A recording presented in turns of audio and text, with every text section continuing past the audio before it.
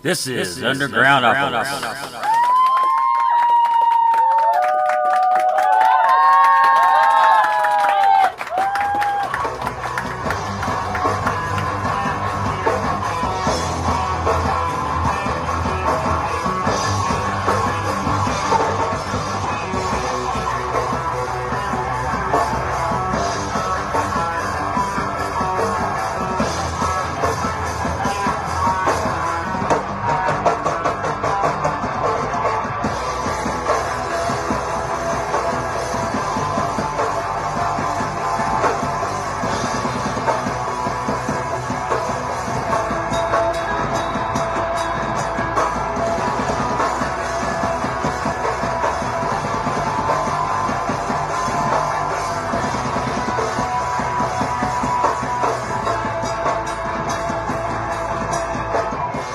Tell us who you are and where you're from. My name's Kane. I'm from the hard rock metal band Reign of the Hated from Central New Jersey. And what city would that be? South Amboy, New Jersey. South Amboy. And what you got to tell us about today, man?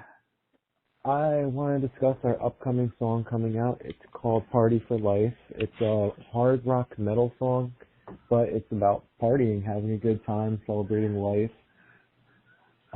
It's more punkish, like Boxcar Racer, which is the punk version of Blink-182. It's a little bit of a change for us. Yeah. Oh, the videos I watched, you have keyboards and everything in your band, don't you? For the keyboards, we back and track it on stage, so we have like a little bit of a break in between our songs. Right. But do you play the keyboard or?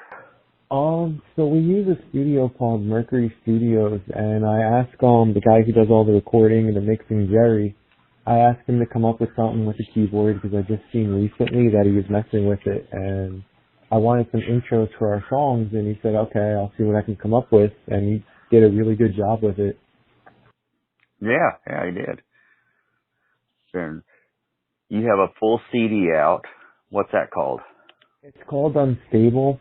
When we were writing this CD, it was about a lot of things going on in our life, from mental health issues to my mom passing away, Ophelia losing her grandfather.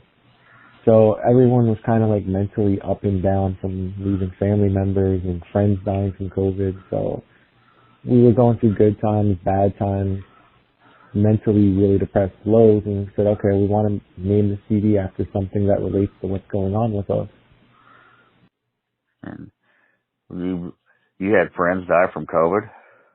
Yeah, some of the people that my mom and me were friends with passed away from it. My mom died from it right before me and Ophelia's eyes, actually. Oh, wow. Man. Like, I've known only a couple of people. One was a local police officer when I was a teenager who was, he had some other conditions. Yeah, I got to know him pretty well at one time, but he had some other conditions. I don't know, because he'd already moved away since I was a teenager and stuff.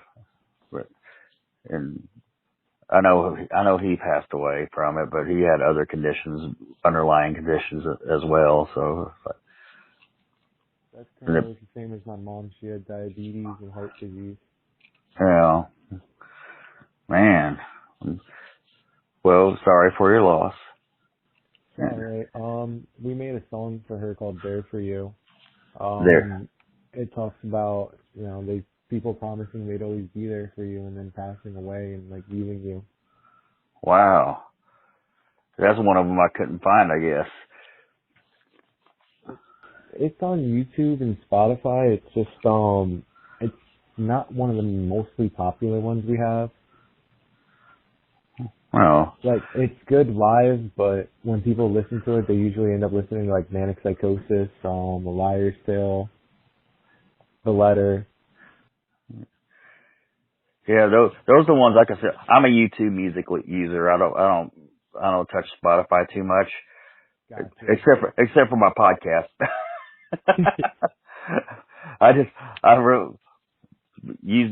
started using YouTube Music because you can get anything on YouTube Music. You know? Yeah. It is like, because sometimes I do acoustic bar gigs, play covers, Yeah. and make a little extra money. And I'm always hunting for someone's version of an acoustic song a lot of times, and then I kind of borrow it. You know? That's pretty cool, though. Yeah, and and with YouTube Music, I can listen to it in the car or whatever. You can't get that on On the way to Spotify. the bar. Yep. You can't, you know. So I'm just kind of a YouTube Music listener, even though Spotify is probably the better music service. But, It depends. Like, when I'm at work, I use Spotify a lot more. But if you're talking about for, like, royalties with streaming, I think YouTube's a lot better. right. With YouTube, they pay you something like 0.5 or something per stream, where Spotify is like 0.5. 1. Yeah. Yeah, it's lower than YouTube. Yeah. Well, tell me about Liar's Tale. What's the story behind that song? I'm trying to think of a polite way to put it for your show. Oh, you can say pretty much anything, man. So my dad fell in love with a stripper. And awesome. he gave her $95,000. I'm not even joking. So my dad is like the father to me and Ophelia.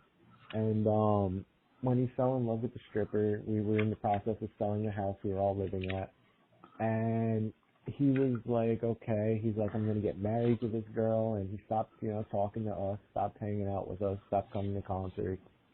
And he just started spending all this time at the strip club because the girl kept supposedly promising she was going to marry him. And Ophelia got mad. She started writing the lyrics, and then I started writing lyrics towards it. And we were just like really pissed at him because he gave all the money from the house that we sold to the stripper. And like we don't let him ever live that down. Every interview, even at concerts now, I started mentioning it. And when I mention stripper, people go crazy at the shows now. It's crazy. And come down to it, he'd probably do it all again. Yes, he would. That's the sad part. And I'm not knocking your dad. I'm just saying we're men and we're weak. You're right. I do think he would do it all over again.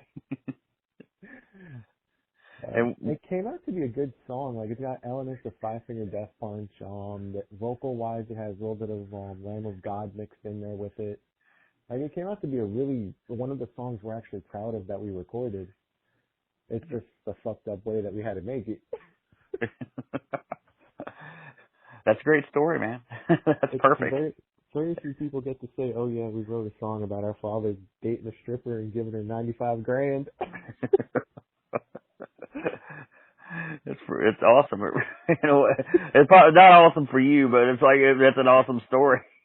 Well, now I get to laugh at it. Like, people I talk to, they're like, "Yeah, but your family ended up in a little bit of problem with bills for a while," and I'm like, "Yeah, but at least we got a good story."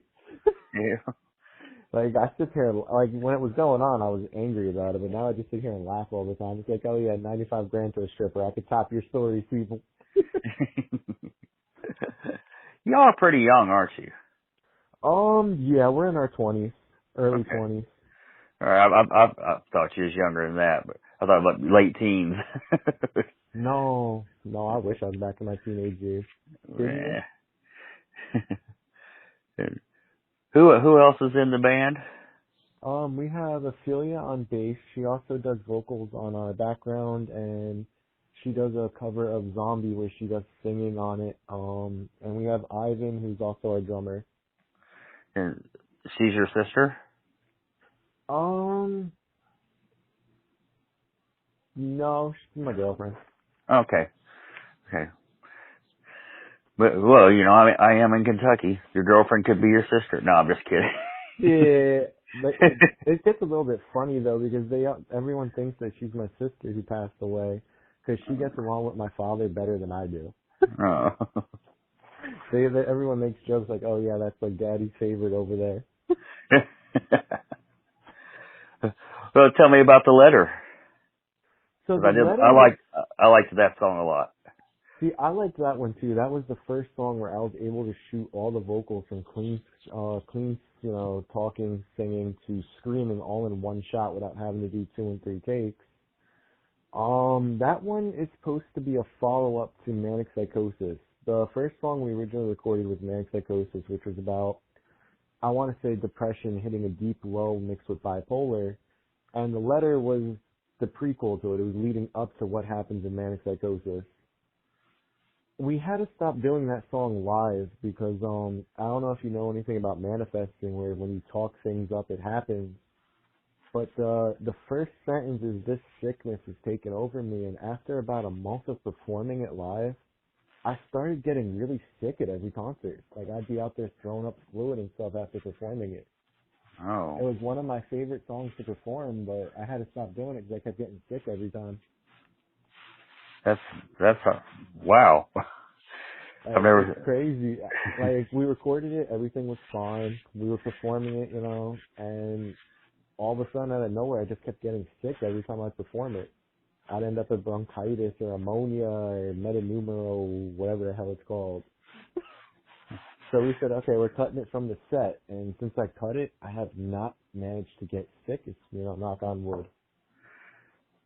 That's crazy. Maybe I should write a song about winning $1 million and moving to Hawaii and sing it. Shit, I'd listen to it. If it can make it happy, shit. I need more happy music to listen to. I did have a song about my fuel pump going out in my car, and it was a true story. I could see it being a country song. It was a true story too, and that's what made me think I should have wrote a song about Hawaii. Moving out to Hawaii. See if that comes true. I mean, I believe it could. I mean, you never know. Things can change in the blink of an eye in this world. But what all you have coming up? So, this has been an interesting year for us. We're currently working on Rockfest. It's a Rain of the Hated festival.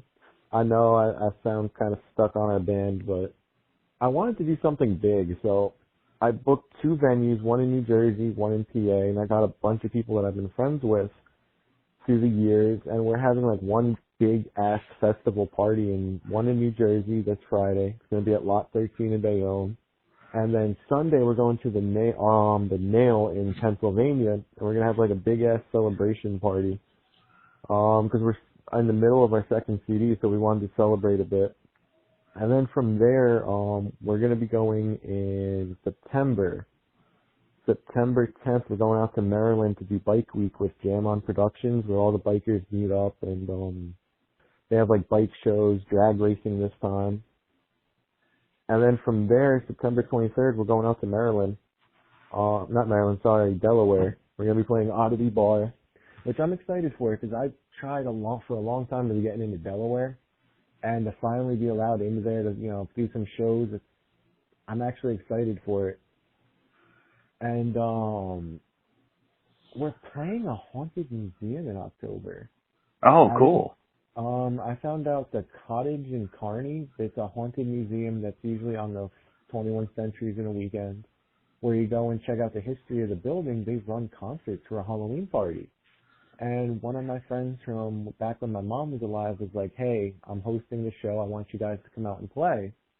So I said, okay, shit, we're going to a haunted-ass museum, who would say no to that?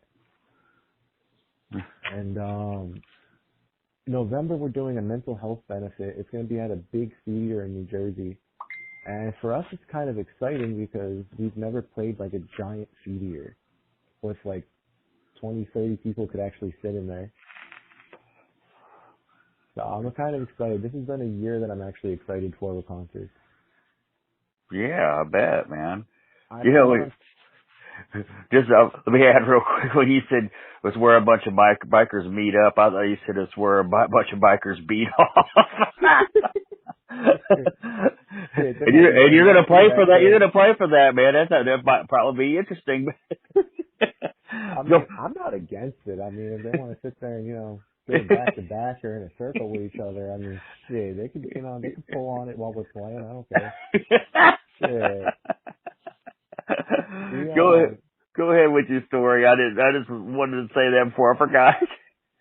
I'm trying to set up a weekend tour, or at least some kind of tour this year where I go from New Jersey, PA, Delaware, Maryland, and Connecticut. Just because I want to end the year with a big ass tour. I'm trying to get out to the West Coast. It's very hard to branch from the east to all the way to the west, around where North Carolina, Texas, and everything is. Because that's what all I've seen is major festivals out that way. Yeah. I would love to branch out that area. And I have no help I could offer you. I don't know any places out that past Las Vegas. I mean, I played Las Vegas too. I mean, shit. You could try the Double Down. They're a punk club. I'm gonna have to check that place out because that sounds pretty cool. Yeah, I mean, Vegas is pretty neat. If you've never been to Vegas, you should go at least once. I plan on hitting it multiple times. I plan on going as far as possible with this band, taking it world tours, taking it to acting, movies, video games. Oh yeah. It's something that I've wanted since I was a teenager, and I'm finally starting to see going to different places. And we've been on a couple podcasts where they had TV series, and they put us on their TV series now with our music and video games too. This year was actually very exciting for me because we got offered to do Daytona Bike Festival in Florida. Oh, wow. Sadly, we didn't get to actually perform on it. We had a couple things come up that we unfortunately couldn't make it, but we're hoping for next year to be a part of Daytona.